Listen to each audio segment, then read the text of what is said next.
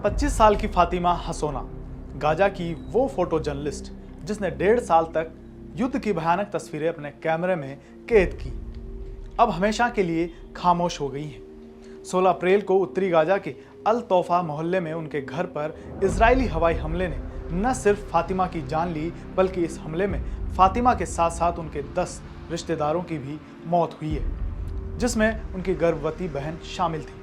कुछ ही दिन बाद फातिमा की शादी होने वाली थी, लेकिन जंग ने उनके सपनों को राख कर दिया। ये कहानी है एक ऐसी लड़की की जिसने गाजा की तबाही को दुनिया के सामने लाने के लिए अपनी जान की बाजी लगा दी और जिसकी आखिरी ख्वाहिश थी, मुझे एक जोरदार मौत चाहिए। गाजा, जहां हर दिन बमों की गड़गड़ाहट और मासूमों की चीखें गूंजती हैं, 7 अक्टूबर 2023 को हमास के इजराइल पर हमले के बाद शुरू हुई जंग ने गाजा को खंडहर बना दिया। 51,000 से ज्यादा लोग मारे जा चुके हैं, जिनमें ज्यादातर औरतें और बच्चे हैं। इस तबाही में फातिमा हसोना एक योद्धा की तरह डटी रहीं। जब इजराइल ने विदेशी पत्रकारों को गाजा में घुसने से बैन कर दिया, तब फातिमा ने अपने कैमरे में गाजा की सच्चाई को दुनिया तक पहुंचाया। उनके लेंस में कैद थी खंडर बने घर, विस्थापित परिवार, अंतिम संस्कार की रस्में और फिर भी हिम्मत न हारने वाले बच्चे जो मलबे में खेल रहे थे। उनकी तस्वीरें द गार्जियन जैसे बड़े अखबारों में छपी। सोशल मीडिया पर उनके 35,000 फॉलोअर्स उनकी हर पोस्ट को गाजा की हकीकत मानते थे। फातिमा ने एक बार इंस्टाग्राम पर लिखा, अगर मैं मरूं तो मेरी मौत खामोश न हो। मैं चाहती हूं कि दुनिया मेरी आवाज सुने, मेरी तस्वीरें समय को मात दें। 15 अप्रैल को फातिमा ने अपनी आखिरी इंस्टाग्राम स्टोरी पोस्ट की, गाजा का सूर्यास्त, और कैप्शन, लंबे वक्त बाद पहला सूर्यास्त। ये उनकी आखिरी तस्वीर थी। अगले दिन बम ने उनके घर को मलबे में बदल दिया। 16 अप्रैल को फातिमा का घर इजरायली मिसाइल का निशाना बना। 2 रॉकेट, एक लिविंग रूम में, दूसरा पास में जा गिरा। फातिमा का चचेरा भाई हमजा हसोना, जो बच गया, बताता है, मैं बैठा था, अचानक रॉकेट गिरे, घर ढह गया, सब कुछ तहस नहस हो गया। फातिमा, उनकी गर्भवती बहन और परिवार के 10 लोग मारे गए। फातिमा की सगाई हो चुकी थी, शादी की तैयारियां चल रही थी। उनकी बहन ने 2 दिन पहले वीडियो कॉल पर अपना बेबी बम दिखाया था। इजरायली सेना का दावा है कि हमले का निशाना हमास का एक सदस्य था, जो इजरायली सैनिकों और नागरिकों पर हमले में शामिल था।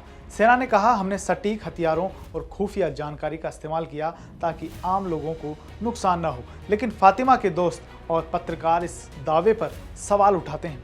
अनस अल शरीफ अल जजीरा के रिपोर्टर ने कहा, फातिमा ने अपने लेंस से नरसंहार दिखाए, वो गाजा की पीड़ा थी। फातिमा की कहानी सिर्फ गाजा तक सीमित नहीं थी। फ्रांसीसी ईरानी डायरेक्टर सेपीदेह फारसी ने फातिमा पर एक डॉक्यूमेंट्री बनाई, put your soul on your hand and walk, जो कांस फिल्म फेस्टिवल के ACID सेक्शन में 14 से 23 मई 2025 को दिखाई जानी थी। 15 अप्रैल को इसकी घोषणा हुई और 16 अप्रैल को फातिमा की मौत। सेपीदेह को शक है, क्या फातिमा को उनकी फिल्म की वजह से निशाना बनाया गया। फातिमा की तस्वीरें और उनकी कहानी दुनिया को गाजा की सच्चाई दिखाने वाली थी। मिकदाद जमील, एक गाजा पत्रकार, ने कहा, उनकी तस्वीरें देखो, उनके शब्द पढ़ो, गाजा की जिंदगी, बच्चों की जंग, सब कुछ उनके कैमरे में है। गाजा स्वास्थ्य मंत्रालय के मुताबिक 7 अक्टूबर 2023 से अब तक 51,000 से ज्यादा लोग मारे गए हैं, जिनमें आधे से ज्यादा औरतें और बच्चे हैं। जनवरी 2025 में इजराइल हमास के बीच युद्ध विराम हुआ था, लेकिन मार्च में ये टूट गया। इजराइल ने फिर से हवाई हमले शुरू कर दिए। 18 मार्च को 400 लोग एक ही दिन में मारे गए।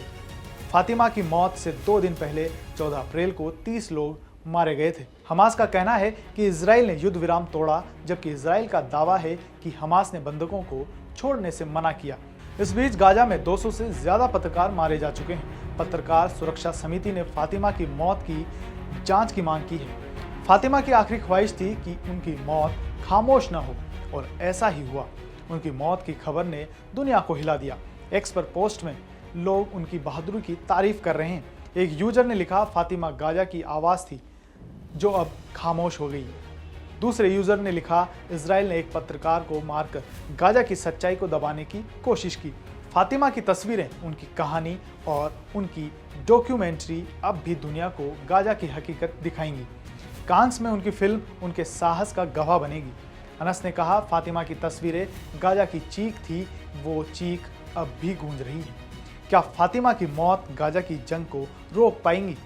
शायद नहीं, लेकिन उनकी तस्वीरें, उनका जुनून और उनकी मौत दुनिया को गाजा की सच्चाई से रूबरू कराती रहेंगी।